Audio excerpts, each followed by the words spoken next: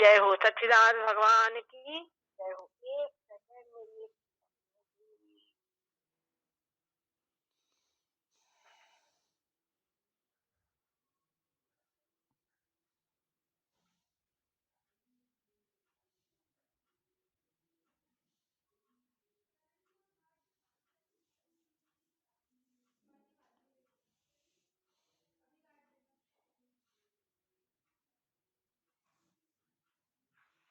जय श्री कृष्णा। श्री कृष्णा। जय श्री कृष्ण। जय श्री कृष्ण स्वामी। जय श्री कृष्ण स्वामी जी। जय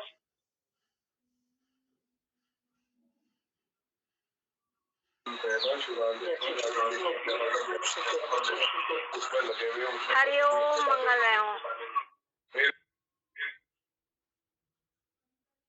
सद्गुरुदेव भगवान की जय हो।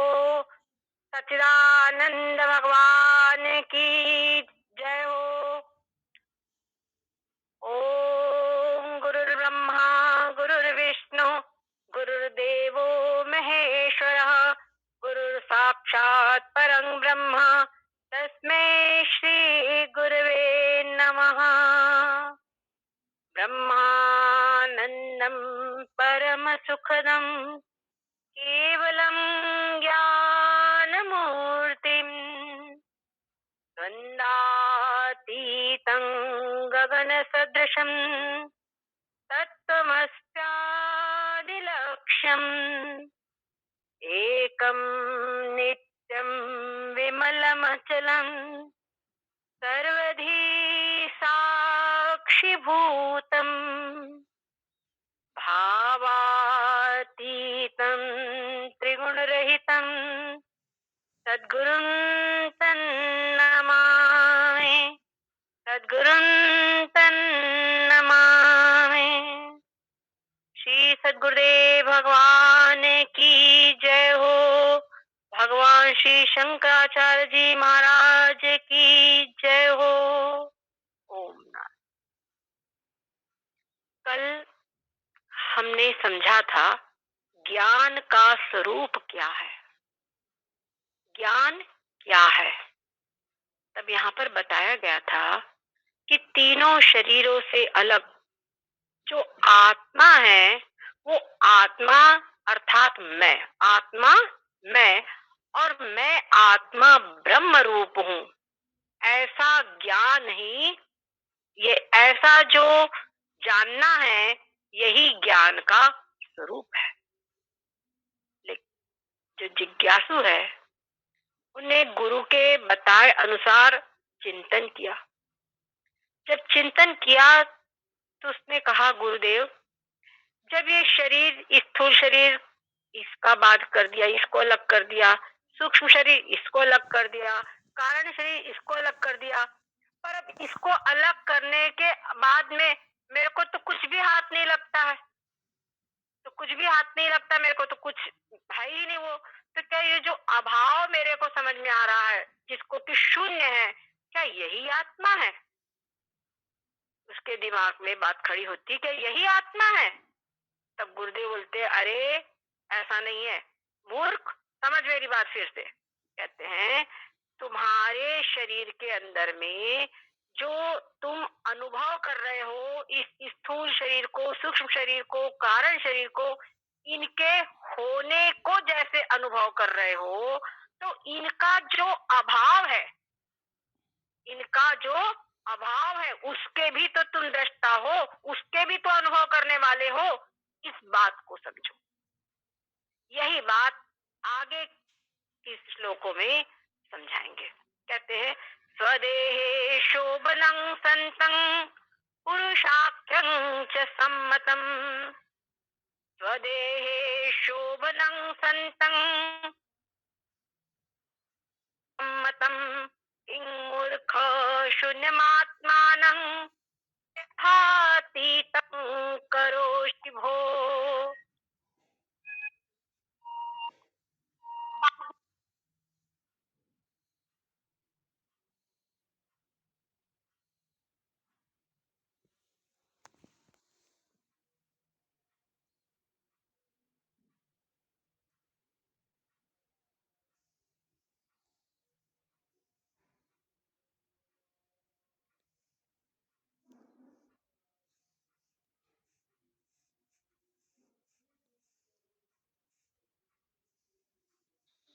माइक खोलिए। आपका माइक बंद है। हाँ, वो एक फोन आ गया था, इस कारण बंद हो गया था। हाँ, तो कहते हैं स्वदेहे शोभनं संतं, तो अपने शरीर में एक संतं, संतं का मतलब क्या है? जो हमेशा रहने वाला है, एवर एग्जिस्टेंट, हमेशा जो रहता है, हमेशा रहने वाला शोभनं। शोभनं मतलब सुंदर, मंगल। जो तुम्हारा ये जो शरीर है, ये शरीर जिसके कारण शोभन हो रहा है, मतलब मंगल रूप दिखाई पड़ रहा है, और जिसके न रहने से ये कुछ भी नहीं है। वो जो वस्तु है, कुछ ऐसी इसके अंदर में वस्तु है जो कि संतम यानी हमेशा सत्य रूप से ही उपलब्ध होती है, हमेशा रहती है। वो चीज को, उस चीज को श्रुतियों के द्वारा पुरुष नाम से कहा गया है। उसको श्रुतियों ने पुरुष कहा है। पुरुष, पुर, ये शरीर है पुर, और पुर में रहने वाला, इसीलिए पुरुष। तो इसको पुरुष नाम से श्रुतियों ने कहा है। कहते हैं हे मूर्ख, उस आत्मा को, और वो कैसा है? देहातीतं, शरीरों से, तीनों शरीरों से अलग, तीनों शरीरों से परे है। उसको, वो जो तुम्हारा आत्मा है, शरीर, तीनों शरीर से परे, उस आत्मा के होते हुए वो आत्मा को छोड़कर तुम शून्य को अपना आत्मा कैसे मान रहे हो? शून्य को अपना आत्मा क्यों बना रहे हो?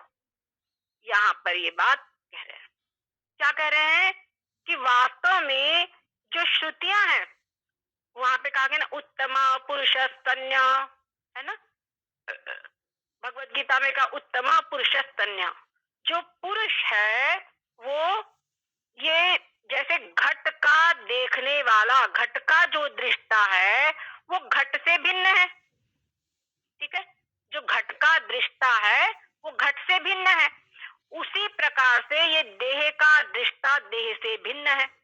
इस प्रकार से श्रुतियों में प्रतिपादन किया गया है और कहा है अयम आत्मा ब्रह्म। ये जो आत्मा, इस आत्मा को ब्रह्म कहा गया है।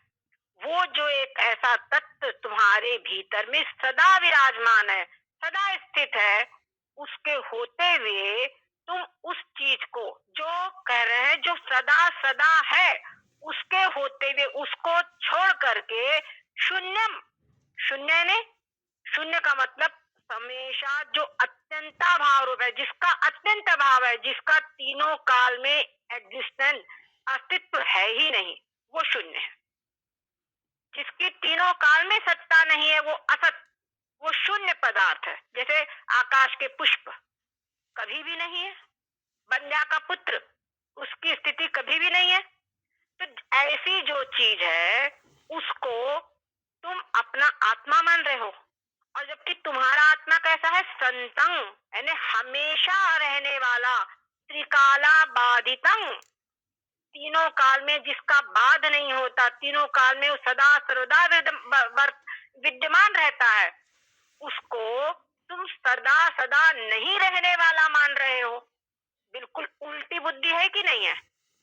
विपरीत बुद्धि है कि नहीं है? तो इसीलिए कहा है मूर्ख, क्योंकि जो उल्लू होते हैं, प्रायः उल्लू कहा जाता है मूर्ख के रूप में। तो उल्लू को दिन के सूर्य में नहीं दिखाई पड़ता। दिन में जब सूर्य होता तो उसको दिखाई नहीं पड़ता, उसको रात का अंधेरा उसके लिए दिन दिखता है। उसी प्रकार से तुम्हारे को शून्य जो है वो आत्मा समझ में आ रहा है, और जो सदा सर्वदा प्रकाश स्वरूप तुम्हारा आत्मा है, उसको तुम, उसको छोड़ करके उस शून्य को ग्रहण कर रहे हो। तो तुमको मूर्ख नहीं कहा जाएगा तो क्या कहा जाएगा? ये बात यहाँ पर कही है। तो इसीलिए जो हमेशा सदा व्यापक है, हमेशा सारे व्यवहार जो हो रहे हैं, मैं जाता हूं, मैं खाता हूं, मैं करता हूं, वो वास्तव में व्यवहार जो हम शरीर के द्वारा कर रहे हैं, उन समस्त व्यवहारों का, शरीर का जो आश्रय, जो शरीर है, उस शरीर का अधिष्ठान, उसका आधार और अधिष्ठान वो आत्म तत्व ही है। वो आत्म तत्व अगर ना हो तो शरीर आदि की कोई सत्ता वास्तव में है ही नहीं। वही संपूर्ण जगत का उपादान कारण भी है। ठीक है, संपूर्ण जगत का उपादान कारण भी है और संपूर्ण जगत का आधार अधिष्ठान सब कुछ है। उसके बिना किसी चीज की कोई सत्ता है ही नहीं। ऐसा जो तत्व है जो हमेशा मंगल रूप है, मंगल रूप मतलब अगर शरीर है इसके अंदर में से आत्मा ना हो तो ये अमंगल रूप सूतक रूप हो जाता है ना, इसमें सूतक लग जाता है। और जब तक शरीर है, शरीर तो वही है, लेकिन अभी इसके अंदर में सूतक नहीं लगता। अभी इसके अंदर में एक खास बात भी है, अभी जो भोजन आदि करते हो पच जाता है। जब शरीर के अंदर में प्राण है, आत्मा है, तब तक के शरीर जब तक के मंगल रूप है, इसको खाए पे सब पच जाता है, आपस में बोल रहे बतला रहे, सब कुछ हो रहा है व्यवहार। लेकिन जब इस जो शव होता है, जब इसमें से आत्मा निकल गया, तब क्या होता है, इसमें कुछ डालो कुछ नहीं, कुछ पचेगा नहीं। और शरीर जो है इसमें कुछ पचेगा नहीं, ये एक चीज है। दूसरी चीज, इसको आप पड़े रहने दो, बोले क्या है, ना खाए पिए पड़ा है, तो पड़े पड़े से बदबू आने लगती है, सड़ जाता है, तो क्या होता है, ये अशोभन रूप हो जाता है। तब फिर वो बड़ा प्रिय व्यक्ति भी होगा, वो चेहरा आदि सब सब, सब पूरा पूरा नाश कूड़ा हो जाता है, वो है ना, कचरा हो जाता है। इसलिए उसको हम ले जा करके अपनी अपनी विधि से उसका अंतिम संस्कार कर देते हैं। कहना चाहिए अंतिम संस्कार ये शिष्ट भाषा है, वास्तव में उसको खींच देते हैं, कचरा समझ करके उसको घर से निकाल देते हैं। उसके बाद शुद्धि करते हैं, है ना, घर की पूरी साफ सफाई करते हैं, चाहे प्रिय से प्रिय हो। तो क्या है, वो कचरा था उसी को निकाला तभी तो शुद्धि की, जो अशुद्ध था उसको हटाया तभी तो शुद्धि की। ये बात यहाँ पर समझने की है कि जो सदा सर्वदा विद्यमान तत्व है उसको छोड़कर जिसका तीनों काल में जिसकी सत्ता नहीं है, उसको तुम अपना आत्मा मान रहे हो, उसको अपना आत्मा बना रहे हो। ये बात यहाँ पर कही जा रही है। इसके बाद में किसी चीज को, हमारे जो श्रुतियां हैं उनको आलस्य नहीं है, वो जिज्ञासु को बहुत अच्छी प्रकार से तत्व को समझाते हैं, जिससे कि जिज्ञासु के चित्त में ये चीज दृढ़ हो जावे, ये तत्व दृढ़ता पूर्वक समझ जावे। अब आगे कह रहे हैं, सात्मानं शृणु मूर्खत्वं श्रुत्या युक्त्या च पूरुषम। क्या कह रहे हैं, सात्मानं शृणु मूर्खत्वं, फिर कहा मूर्ख, देहातीतं सदाकारं सुदुर्दर्शं भवादृशहि। कहते हैं मूर्ख, यहाँ मूर्ख कह रहे हैं, कहते स्वात्मानं, सुन, कहते हैं शुणु मतलब सुनो, सुनो क्या सुनो, यानी अवधारे, मेरी बात जो हम बता रहे हैं उसको ध्यान पूर्वक हृदय में ग्रहण करो, उसको धारण करो। क्या धारण करो, कहते श्रुत्या युक्त्या च पुरुषम, अपने तुम्हारा जो तुम्हारे अपना जो आत्मा है उस आत्मा को श्रुतियों और युक्तियों के द्वारा, पुरुषम उस पुरुष को क्या कहा, देहातीतम, जो कि देह से, तीनों देह से परे है, जो तीनों देह से परे है, उसको श्रुति युक्तियों के द्वारा उसको स्वीकार किया गया, उसका निर्णय किया गया है श्रुति युक्तियों के द्वारा। क्या कहा है उसको श्रुति में, और तुम जो है उसको समझते हो कि जो ये जो 3.5 हाथ का शरीर है ये शरीर ही मैं हूँ। ऐसा मानने वाला एक हमारे यहाँ दर्शन है, चार्वाक दर्शन। चार्वाक दर्शन तो सीधे सिर्फ स्थूल शरीर को ही आत्मा है, जो कुछ है अस्तित्व तो इस स्थूल शरीर का ही है, स्थूल शरीर के बाद में कुछ नहीं है। उनका सिद्धांत है, यावत् जीवेत सुखं जीवेत ऋणं कृत्वा घृतं पिबेत भस्मीभूतस्य शरीरस्य पुनरागमनं कुतः। जब ये शरीर जब तक जिए बढ़िया आराम से जिए, आनंद से जिए, ड्रिंक एंड बी मैरी, खूब खाओ पियो मौज करो। और क्या करे, अगर तुम बोले हमारे पास पैसे नहीं है, क्या करे, कोई चिंता नहीं है, ऋण लो मगर घी पियो, घी पियो मतलब खूब अच्छा अच्छा खाओ पियो, बढ़िया खाओ पियो। और क्यों, भस्मीभूत से शरीर, जब ये शरीर भस्मीभूत हो जाता है उसके बाद इसका पुनरागमन किस